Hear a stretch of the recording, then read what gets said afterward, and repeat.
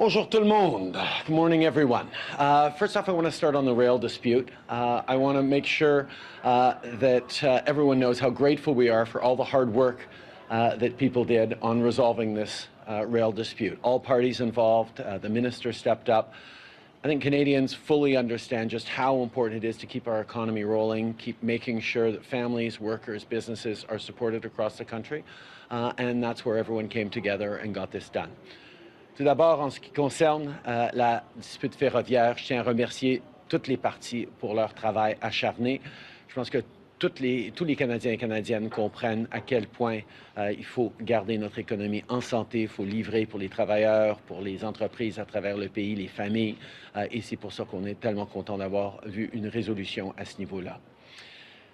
Moi-même, j'ai passé les 2 derniers mois à rencontrer des Canadiens et des Canadiennes d'un bord à l'autre du pays et beaucoup m'ont fait part de leur situation et de celle de leur famille. J'ai écouté les attentes des Canadiens, les besoins. J'ai réfléchi à comment mon gouvernement et moi pouvons continuer de mieux soutenir les Canadiens. We worked hard throughout the summer, focused on getting the things we put into Budget 2024 done. That's what people across the country are counting on.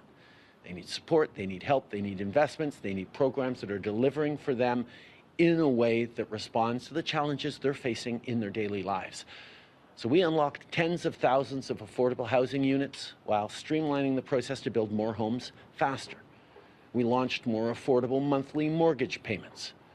Pas plus tard que hier, nous avons annoncé les premiers terrains fédéraux qui seront loués et non vendus, idéalement, pour garantir la construction d'un plus grand nombre de logements abordables pour les Canadiens.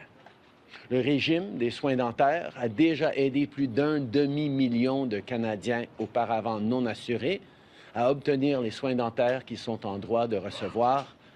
We've been working hard on expanding $10 a day childcare across the country and getting a national school food program in place as soon as possible. Families are looking at back to school this week, and we need to make sure we're getting kids the best food possible as they're getting into that school year.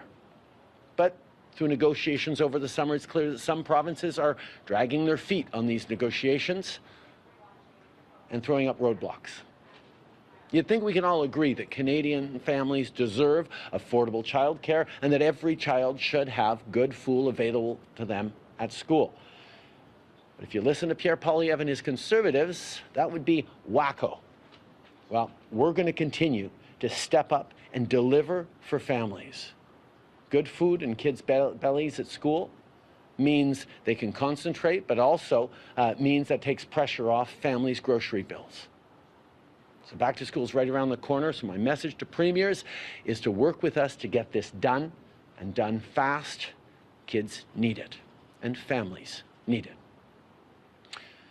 2 years ago, in the aftermath of the pandemic and facing severe labor shortages, we adjusted the program for temporary foreign workers. That's what the business community needed. That's what the business community was asking for. And at that moment in time, those changes helped. They helped the economy, and they helped businesses make it through a challenging moment in our economic recovery.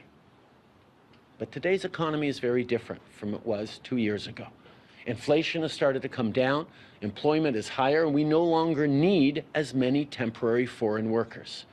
We need Canadian businesses to invest in training and technology and not increasing their reliance on low-cost foreign labor.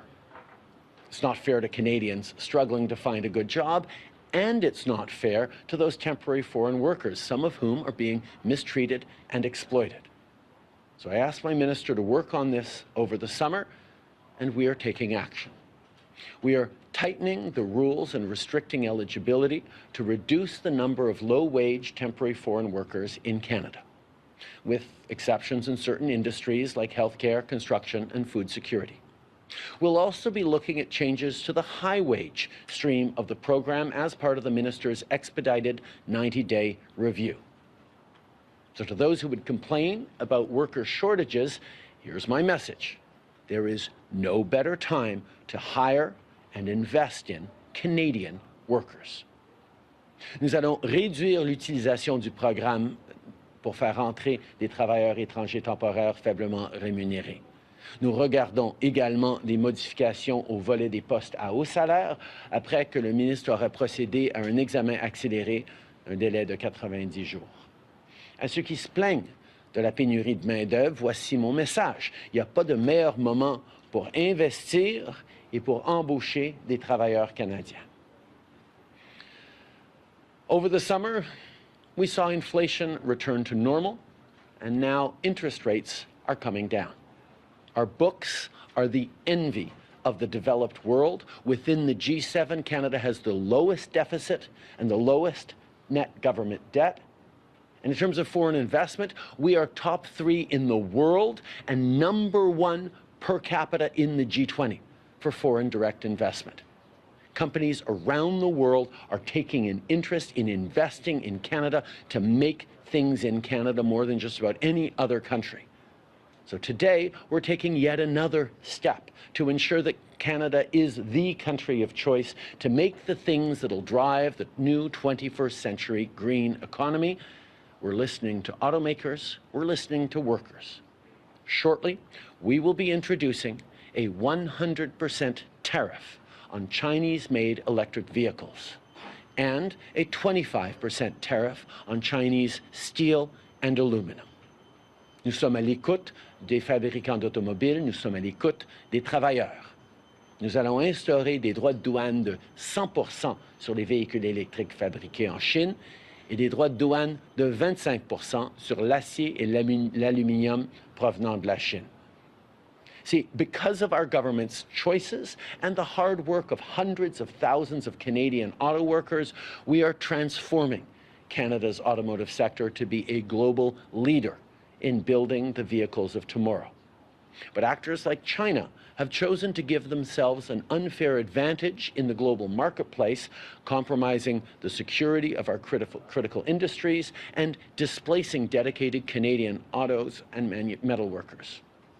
So we're taking action to address that. We actually spent some time talking about that and many other geopolitical issues last night with Jake Sullivan, the U.S. National Security Advisor. Écoutez, en bout de ligne, notre choix sera toujours de construire et non de détruire. On va choisir des solutions et non des slogans.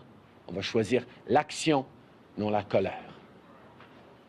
Nous nous retroussons les manches pour faire tout ce qui est en notre pouvoir à chaque jour pour se battre pour vous, les Canadiens. Now I'm happy to take some questions before getting back in there and getting to work. Thank you. Good morning, Prime Minister. Kate McKenna from CBC. Members of your caucus have been calling for major changes, including potentially a cabinet shuffle or that you show some contrition since the Toronto-St. Paul's by-election loss. Why have no changes been made, and will any changes be made? We spent the summer out there talking with Canadians, talking with caucus members, talking with the team about what Canadians are focused on, what Canadians really need. And Canadians need support. Canadians need investments that are going to secure their jobs, their families. Canadians need investments that are going to deliver programs, whether it's school food, whether it's more places at $10 a day in childcare, whether it's protection of manufacturing jobs that we've been investing in over the years. That's what Canadians are focused on, and that's what we're delivering right now. Yes, there's, as you've seen, adjustments to certain programs. There's responsiveness to realities of the Canadian economy and help directly for Canadians, and we're going to stay focused on them. Bonjour, M. Trudeau, Fanny Olivier de Radio-Canada. Avec votre décision d'imposer un arbitrage exécutoire, il y a des syndiqués qui vous accusent d'avoir créé un déséquilibre entre les forces patronales et syndicales. Est-ce qu'en voulant régler un problème à très court terme, vous n'avez pas ouvert une boîte de Pandore qui va avoir des répercussions sur les droits des travailleurs pendant des années? Et surtout, est-ce que cette décision-là remet en question votre entente avec le NPD? Tout d'abord, nous avons démontré au cours des 9 dernières années à quel point nous sommes un partenaire avec les syndicats, que nous comprenons que de créer des bons emplois pour la classe moyenne, créer une économie forte qui fonctionne pour tout le monde, les syndicats et le travail doivent faire partie de la solution. Et on a bâti de très bonnes relations avec les syndicats à travers le pays parce que c'est bon pour les Canadiens, c'est bon pour notre économie. En même temps, nous devions d'agir dans cette situation où on parlait de 1 milliard de dollars perdus par jour et des impacts qui vont durer encore des semaines sur l'économie canadienne. Nous allons toujours faire tout ce qu'on peut pour s'assurer qu'il y ait une solution à la table de négociation, mais nous allons aussi agir quand on en a besoin et dans cette situation, il fallait qu'on agisse. Pour le NPD, on va continuer de travailler avec eux pour livrer sur des enjeux qui vont aider les Canadiens d'un bout à l'autre de ce pays. Good morning, Prime Minister Marika Walsh with the Globe and Mail. You say that you plan to stay on despite persistently bad polling, despite the by-election loss in Toronto that your party lost for the first time in 3 decades because you want to continue to deliver. Isn't that what Joe Biden insisted on? Listen, we are focused on being there for Canadians. We're focused on stepping up on support and investments that are going to leave Canadians better off for the coming years and indeed decades. Canada has built one of the strongest economies in the G7, in the world right now, because we've been there to invest in the middle class and people working hard to join it. We've been delivering on programs that have made a real difference in Canadians' lives. And right now, as people are facing challenges, we are setting the best balance sheet in the G7 to work for Canadians with $10 a day childcare spaces that allow families to go back to work, that allow people confidence that their kids are going to be well supported on their way into years of schooling. School food programs, dental programs that make a real difference in the daily lives of Canadians. These are things that actually meet the needs of the challenges Canadians are facing right now. And that's what we're focused on delivering right now and into the coming years. But sir, you just made the Joe Biden argument that his record justifies him staying. The electorate is saying they don't want you. They want change. Your polling personally is worse than your party's. I spent the summer talking with Canadians, and people's focus is on getting the support they need for their kids, for their future. They want to see a strong future for Canadians. They want to see opportunities for their kids. That's what we're working on every single day to deliver. That's what I'm focused on. That's what I'm excited about. And that's why we're going to go into this next election putting a very clear choice for Canadians. But we're still a year plus away from the election. I'm focused on making sure we're delivering through that election the kinds of things that Canadians need. That's what we're here for. Bonjour, M. Trudeau. Michel Sabat, la presse canadienne. Je vais faire du chemin sur le sujet de ma collègue parce que nous aussi, on a parlé avec les Canadiens. Ils nous parlent aussi de ce qui se passe aux États-Unis et on a vu ce regain d'intérêt pour la campagne démocrate avec le départ de M. Biden. Est-ce que c'est de nature à pouvoir vous inspirer? Est-ce que c'est quelque chose qui vous trotte en tête? J'ai énormément de respect pour Joe Biden. C'est un ami, c'est quelqu'un qui a démontré comment on peut bâtir une économie forte et préparer les générations pour un avenir fort, une économie forte. Nous sommes en train de faire un travail aussi important pour les Canadiens et nous avons même de l'avance sur les États-Unis au niveau des garderies, au niveau des investissements qu'on est en train de faire dans nos systèmes de santé, des investissements qu'on est en train de faire pour attirer des compagnies et des jobs ici au Canada pour l'économie de l'avenir. On est en train de faire un travail extrêmement important et j'ai hâte de continuer à présenter un choix positif aux Canadiens. On a un parti conservateur qui dit que tout est brisé, qui n'offre aucune solution, quand les Canadiens ont besoin d'aide, ont besoin d'investissement, veulent que le gouvernement soit là pour avancer les dossiers importants pour leur famille, et c'est exactement ce qu'on va continuer à faire. Mais juste pour être clair, avez-vous l'impression qu'un départ de votre part pourrait avoir le même effet pour les libéraux? Les États-Unis, c'est un pays très différent du Canada. La dynamique politique est différente, là. On est à plus qu'1 an des élections ici au Canada. Et le travail que nous faisons, je comprends que vous aimez bien parler politique. Les Canadiens, ça ne leur intéresse pas tellement de parler politique. Ils veulent parler de comment on va aider leur famille, comment on va avancer la réalité de tous les jours auxquels ils font face. Et c'est exactement sur ça qu'on se concentre aujourd'hui. Okay. The reality is Canadians are focused every day on making sure that they can afford their rent, making sure they can afford groceries, making sure there are good jobs for them, for their kids, making sure they have a good path towards retirement, making sure Canada remains strong and leading in the world in terms of economic growth, but also keeping people safe. These are the things that we are focused on.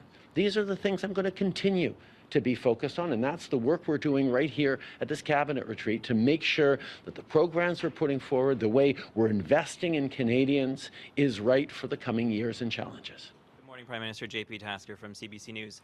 Can I ask you about the immigrant unemployment rate? We're looking at about 11.6% right now, which is substantially higher than the overall unemployment rate. You mentioned some changes to the TFW program, but are you considering broader changes, maybe limiting immigration, permanent residents, other streams to kind of restore some balance to the labor market? Because as it stands right now, a lot of newcomers are out of a job. These are ongoing conversations that we're having that we're taking extremely seriously. Obviously, over the past number of years, from the pandemic to the massive labor shortages immediately following the pandemic to the situation we're in now, we need to keep making sure we're responding to the needs both of Canadians, of businesses, and of the economy in general. And that's why we're constantly adjusting and making sure we're meeting the moment every step of the way.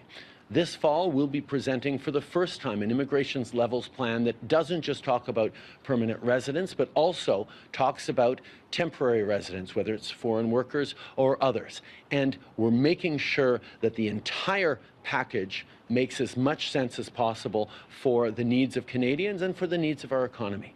That's why the first steps we're taking today of reducing the number of low-paid temporary foreign workers that can come work in this country is part of the response. Over the next 90 days, we'll be looking at the higher wage streams of temporary workers, and we'll be looking at unemployment rates and opportunities to make further adjustments over the course of this fall as we come forward with comprehensive level plans that'll respond to the reality that Canada's facing now and in years and decades to come.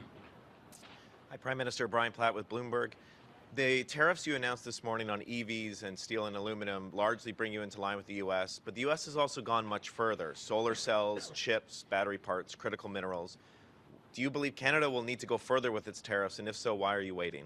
As the minister will address later, we are looking at further measures. We're looking into, as you mentioned, chips, solar cells, issues like that, where we know there is work to be done to make sure we're protecting Canadian industries and Canadian workers from unfair practices from China. So we will continue to work with not just the United States, but allies in Europe and elsewhere around the world to make sure that those with similar approaches in terms of high labor standards, high environmental standards, proper processes to deliver high quality goods to Canadians and to customers around the world are not being unfairly penalized by non-market practices in countries like China. Glenn McGregor, City News. Prime Minister, on the tariffs, it seems almost certain that China is going to retaliate in some way, very likely in the agricultural sector. I remember back in 2016 how hard your government worked to reopen China for canola exports. Are you concerned about the possibility of retaliation? Are you not, by protecting a fledgling industry in EVs, putting a much larger established industry at risk?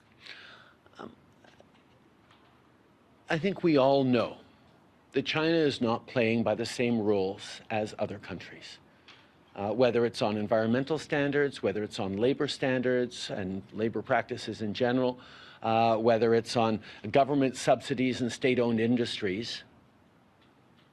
The group of democracies of which we are a part that value the work that our citizens do, that recognize the need to protect the environment and invest for the longer term, requires us to take action. And what is important about this is we're doing it in alignment and in parallel with other economies around the world that recognize that this is a challenge that we are all facing, that unless we want to get in a race to the bottom, we have to stand up. And that's what we're doing, and that's what Canada's been part of conversations on at the G7 table, at the international summits that we've been attending over the past years to move forward on. We had a good, long conversation about this and other things last night with the National Security Advisor in the United States, and we know that standing up for Canadian jobs and Canadian interests, not just for the short term, but for the long term, is exactly what we need to do. And that means making sure the people who are doing things right, building things well, being responsible in how they function to build things, don't get penalized by countries not playing by those rules. Mia Rabson from the Canadian Press. There are concerns, both from the NDP, from unions, that what you decided to do as a government last week is actually an assault on bargaining rights. Your government is suggesting that it's actually protecting more workers. But are you concerned that this will affect your agreement with the NDP, or also support from unions and union members? As we've said consistently, the best results happen at the negotiating table. And that's why we've done everything in our power to continue to look for negotiated resolutions to not just this labor dispute, but labor disputes like it across the country. In this case, we needed to take action after talks had broken down, after the distances couldn't be bridged, because too many Canadian jobs and livelihoods were at stake. That's why we acted, but we will always be a partner to unions. We will always respect collective bargaining and make sure that that is, wherever possible, the only way things get resolved. Hi, Mr. Trudeau. Mackenzie Gray with Global News. I just want to follow up on the answer that you gave to JP. You're saying you're taking a holistic approach when it comes to immigration, considering the number of temporary workers, when you're looking at permanent residency. But just on PR, is your government considering reducing the number on an annual basis of people who can get PR in Canada? Those are the discussions that we're having as a cabinet here and over the coming months, making sure that our immigration, which continues to be an extraordinary, important advantage that Canada has in the world, that contributes to growth, contributes to well-being of so many Canadians, continues to be the way we operate, but it has to be done right. So we're looking at the various streams to make sure that as we move forward, Canada remains a place that is positive in its support for immigration, but also responsible in the way we integrate and make sure there's pathways to success for everyone who comes to Canada. A lot of your ministers, a lot of Canadians were watching closely the American campaigns this summer. I assume you were too. What lessons have you taken from watching what's happening south of the border in terms of your message about why you want to stick around for another 4 years? I think the big lesson is in responding to the things that people are actually worried about. Responding with real solutions to the most pressing issues facing Canadians, whether it's the inability to find affordable childcare spaces for young families that mean that women primarily can't get back into the workforce when they want to and need to. Responding to the pressure of everyday grocery prices with a school food program that's going to help 400,000 more kids across the country if provinces across the country step up to do their part and help deliver that program. Now, there's a number of provinces that are moving forward on it. There are others that are not, and that's why we're putting pressure on them right now, because as a teacher, as a dad, as a prime minister, I know how important it is to give kids the best start in life. As we move forward on securing jobs and careers for the future, we have real concrete solutions to put forward that we have been delivering over the past years that has led to one of the strongest economies in the world right now in Canada. The decision to be there to invest in Canadians has left Canada with one of the strongest economies in the world at a very difficult time. And we believe that using that strong economy to support Canadians in responsible ways is the best way to build the future. That's what we're focused on. We're not focused on culture wars, on complaining that everything is broken, that, going off on strange tangents that, quite frankly, Canadians are scratching their heads about. That's not the way to connect with Canadians. That's not the way to deliver what Canadians are asking for. So we're going to stay focused on the work that needs doing over the next year as we approach the next election, to deliver for Canadians, to help people through, and to remind them why this is the very best country in the world. You're implicitly acknowledging you've had trouble delivering results over the 9 years and getting things done out the door fast. So how are you going to change that in the next year? Over the past 9 years, we have delivered the strongest economy in the G7. The top place in the world for per capita foreign direct investment when you look at all the advanced economies of the G20. Companies around the world are investing in Canada because of the things that we've done, whether it's protection for the environment, whether it's support for families, whether it's training up the very best workers in the world. Canada has one of the strongest economies in the world, and setting that economy to work for Canadian families, for Canadian seniors, for Canadian young people is the choice we're making and we will continue to make. Now, Pierre Poilievre and the Conservatives are making a different choice of throwing up in their hands saying the strongest economy in the G7 is broken. And what we have to do is cut programs to Canadians, kill the dental program that has helped 500,000 Canadians access dental care, ignore the school food program, stop investing in EVs and the jobs of the future, stop fighting climate change. Well, that's exactly the opposite choices that what I've heard from Canadians this summer, and that's why we're going to continue to step up and focus on delivering the things that matter for Canadians. Canada is a strong and smart country that knows where the future is going, and Canadians are doing the work to get there. And keeping that going is something that I know matters deeply to Canadians. Bonjour, M. Trudeau. Olivier Boissé de TVA. Est-ce que Pablo Rodriguez vous a dit s'il restait ou s'il se lançait à la chefferie du PLQ?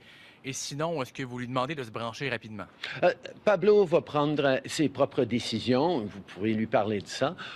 Mais pour l'instant, je me concentre sur le travail que nous avons tous à faire, incluant Pablo, sur des enjeux importants comme l'industrie ferroviaire, comme on a vu récemment, comme le travail qu'il fait comme lieutenant du Québec, le travail qu'il fait comme membre de notre équipe et un de mes bons amis qui va continuer de bien servir les Canadiens.